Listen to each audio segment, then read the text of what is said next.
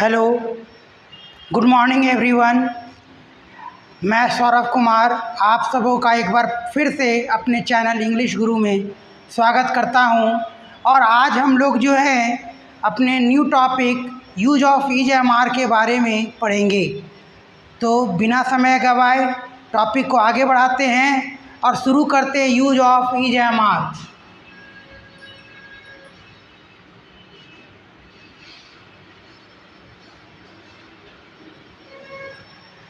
दोस्तों, is am are का use जो है यहाँ पर हम लोग सीख रहे हैं।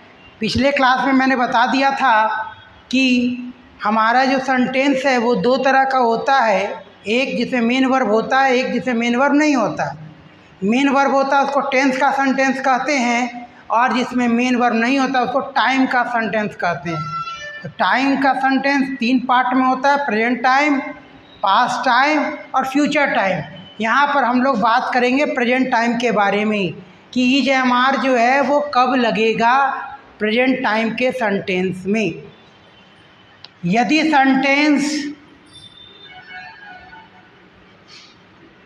के अंत में है, हो, हूँ लगा हो तो इज एम आर का प्रयोग होगा। लेकिन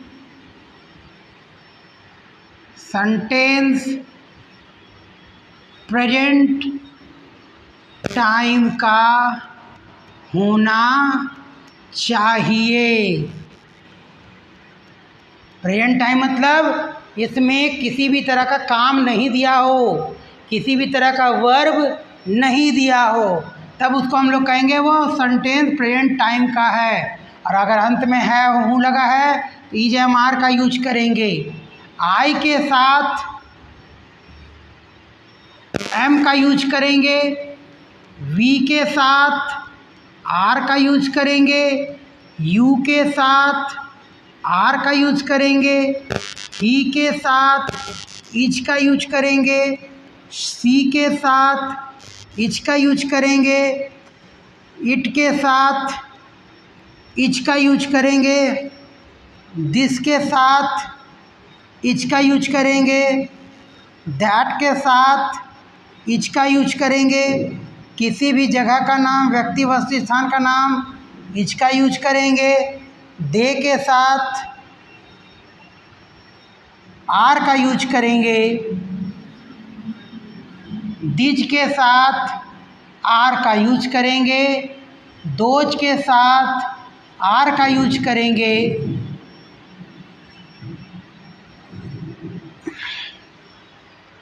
अब जो है हम लोग इसके स्ट्रक्चर के बारे में जानते हैं, इसका स्ट्रक्चर कैसे होगा।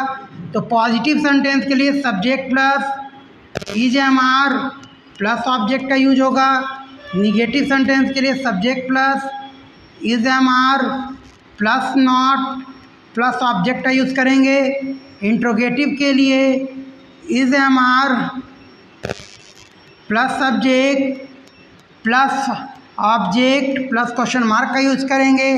इंट्रोगेटिव निगेटिव के लिए is am are plus subject plus not plus object plus question mark का यूज़ करेंगे। इंट्रोगेटिव विथ क्वेश्चन वर्ड, यानी वह सेंटेंस जिसमें सब्जेक्ट के बाद कोई क्वेश्चन वर्ड दिया जाता है, तो question word plus is am are plus subject plus object plus question mark. Interrogative negative with question word, तो इसके लिए यूज करेंगे question word plus is am are plus subject plus not plus object plus question mark. ये हमारा structure हुआ friends. अब हम लोग इसके बेसिस पर एग्जाम्पल्स को डील करेंगे।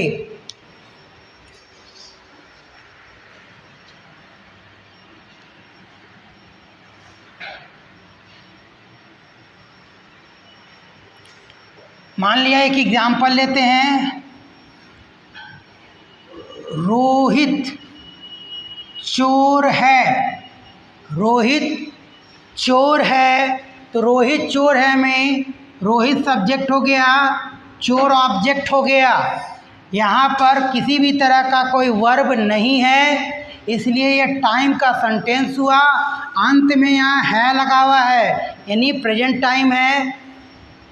सेंटेंस ये पॉजिटिव है क्योंकि एक सिंपल सेंटेंस है, इसमें किसी भी तरह कोई दूसरा शब्द नहीं है।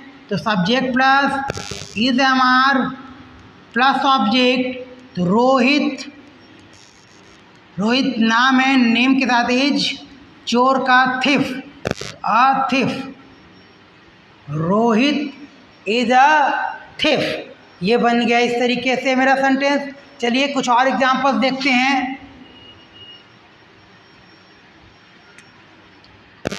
वह नेता नहीं है, सब्जेक्ट वह, ऑब्जेक्ट नेता, और नहीं हो गया आपका निगेटिव वर्ड। नहीं क्या हो गया? निगेटिव वर्ड हो गया। अब यहाँ पर जो है, चूँकि यहाँ नहीं शब्द है तो ये कैसा सेंटेंस हो गया? ये निगेटिव हो गया।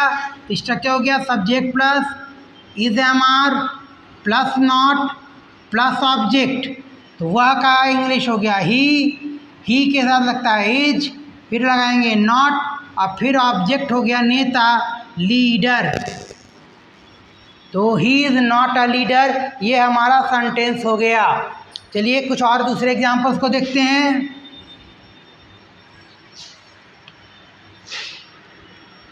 क्या वह अभिनेत्री है? तो यहाँ पर सेंटेंस की शुरुआत क्या शब्द से हुआ? तो ये आपका क्या हो गया? इंट्रोगेटिव सेंटेंस हो गया। इंट्रोगेटिव का स्ट्रक्चर लिखेंगे is am are plus subject plus object plus question mark. तो सबसे पहले यहाँ पर वह अभिनेत्री है, यही वह आपका सब्जेक्ट हो गया, अभिनेत्री आपका ऑब्जेक्ट हो गया।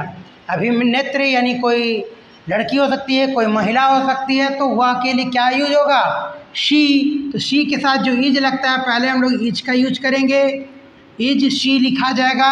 और अभिनेत्री का इंग्लिश होता है एक्ट्रेस, तो एन एक्ट्रेस। इस तरीके से हमारा ये सेंटेंस बन जाएगा। चलिए अब दूसरे एग्जांपल्स को लेते हैं।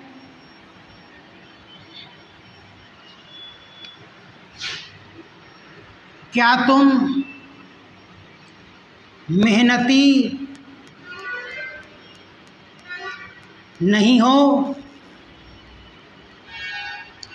अब यहाँ पर क्या से शुरुआत भी हो रही है और नहीं शब्द भी दिया है, तो ये क्या हो जाएगा? मेरा इंट्रोगेटिव निगेटिव हो जाएगा। तो इंट्रोगेटिव निगेटिव का स्ट्रक्चर लिखेंगे is am are plus subject plus not plus object plus question mark.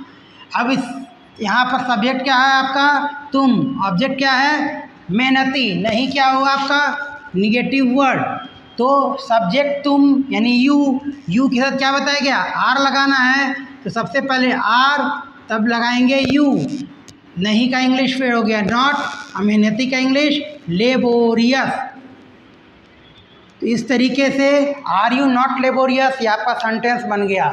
चलिए अब किसी दूसरे एग्जाम्पल्स को देखते हैं।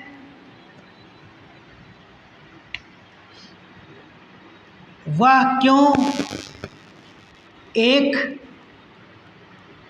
शिक्षक हैं? Question mark. अब यहाँ पर आप देख रहे हैं कि यहाँ पर सेंटेंस में सब्जेक्ट के बाद क्या दिया? सब्जेक्ट हो गया वह, ऑब्जेक्ट हो गया शिक्षक, और सब्जेक्ट का क्या है? क्वेश्चन वर्ड है। तो ये हो गया इंट्रोगेटिव विथ क्वेश्चन वर्ड। तो स्ट्रक्चर लिखेंगे interrogative with question word, subject sorry question word plus is am are plus subject plus object plus question mark. Subject हो गया हुआ, तो वह के लिए ही के साथ लगेगा एज। तो पहले क्वेश्चन वर्ड लिखेंगे, क्यों का इंग्लिश हो गया वाई, तब लिखेंगे इज, वाई इज ही। और शिक्षक का इंग्लिश टीचर, तो टीचर लिख दिए, क्वेश्चन मार्क दे दिए। सेंटेंस क्या बना? Why is he a teacher. अब चलिए अगले सेंटेंस पे चलते हैं।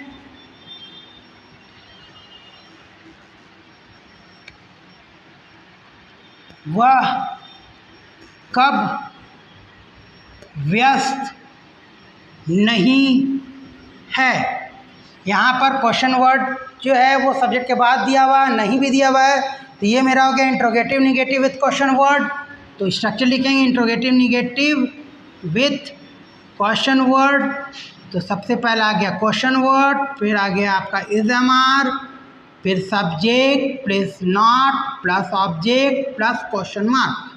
तो क्या बन जाएगा इंग्लिश, कब का इंग्लिश हो गया when is he not busy. तो इस तरह से सेंटेंस बन गया when is he not busy. इसी तरीके से हम लोग इज एम आर पर बेस्ड सेंटेंस को बनाएंगे। ध्यान रखेंगे सबसे पहले सेंटेंस में वर्ब है, काम है या नहीं है। अगर काम नहीं है और अंत में है हो हूँ लगा है तो वहाँ पर हम लोग इज एम आर का प्रयोग करेंगे। इसी तरीके से आप सबों को प्रैक्टिस करना है तो आपको ये टॉपिक क्लियर हो जाएगा। उम्मीद है कि आपको मेरा वीडियो पसंद आया होगा। अगर मेरा वीडियो आपको पसंद आया है तो इसे लाइक करें, सब्सक्राइब करें ताकि नए वीडियोस का नोटिफिकेशन आपको सबसे पहले मिल सके। इन शब्दों के साथ आज का क्लास मैं यहीं ख़त्म करता हूँ। नमस्कार, थैंक यू।